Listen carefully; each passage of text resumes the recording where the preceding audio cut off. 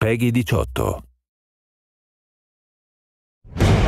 In this 4-part series, get an inside look on the making of one of the most anticipated titles in gaming history. This is Inside Assassin's Creed 3.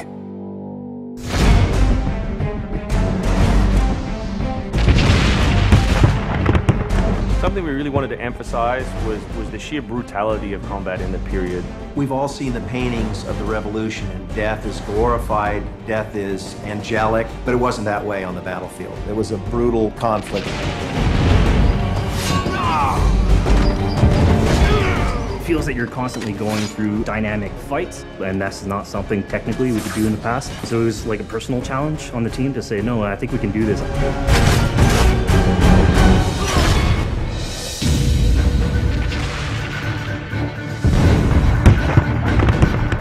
These armies are filled with different types of weapons. So, you have everything from muskets, you have grenadiers, you have guys with boarding axes.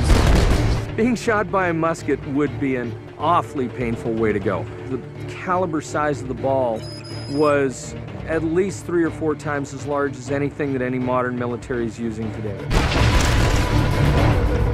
After the muskets were discharged, they would charge with their bayonets. What basically is a giant spear, and he has every intention of running that through you.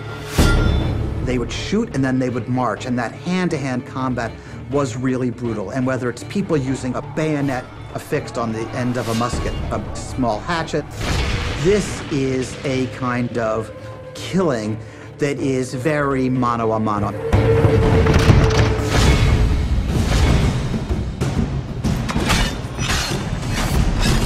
All the animations, all the weapons are brand new. It was interesting to start on a new style of fighting that is much more close and aggressive. Connor's favorite weapon is the tomahawk, obviously super deadly in hand-to-hand combat. Also the bow and arrow. It fits with his native heritage and it's lethal. The rope dart, it's a real accurate Chinese tool that we found the references for that period as well. He can use it from the ground, so he can bring the enemy towards him. It gives him the ability, for example, on a tree, to hang someone from above.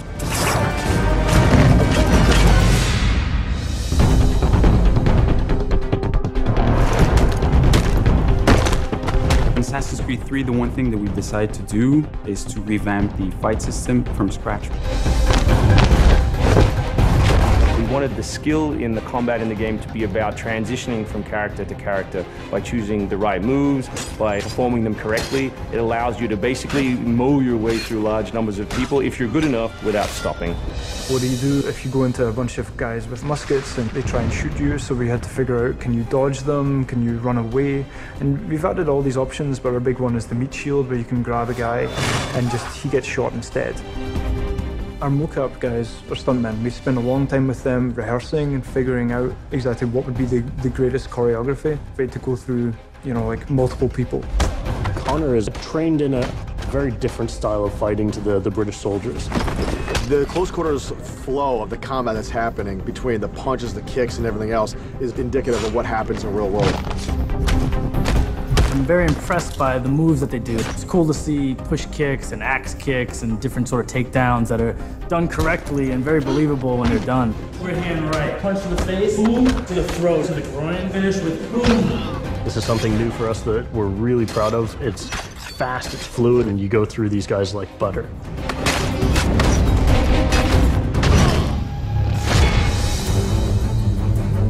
Connor is essentially the first guerrilla fighter. He's someone whose goal is always to move behind enemy lines, to pick off his target, and to escape. Employing guerrilla tactics, or what we now know today as asymmetric warfare, was something that truly was a component of the American Revolution. They learned what we would think of as guerrilla-style warfare. You sort of hit quickly and then disappear. American tactics were really frowned upon by the British because the Americans did adapt the tactics that were used by the Native Americans from the French and Indian War. The first big battle, Lexington and Concord, takes place on a New England town green. And as the soldiers march back to Boston, they are marching along a dirt road lined by stone. It's not the most effective strategy, wearing your bright red coat and march through the woods while some farmer's trying to shoot at you. The Americans brought a tactic that they couldn't really cope with. They essentially took it away from the battlefield and they started guerrilla tactics.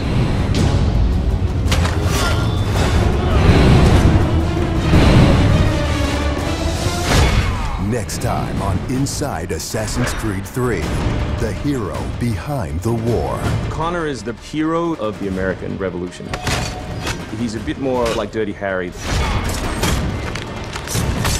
Connor is the current day Special Forces soldier. Silent, stealthy. He's fighting for freedom and he's fighting against tyranny.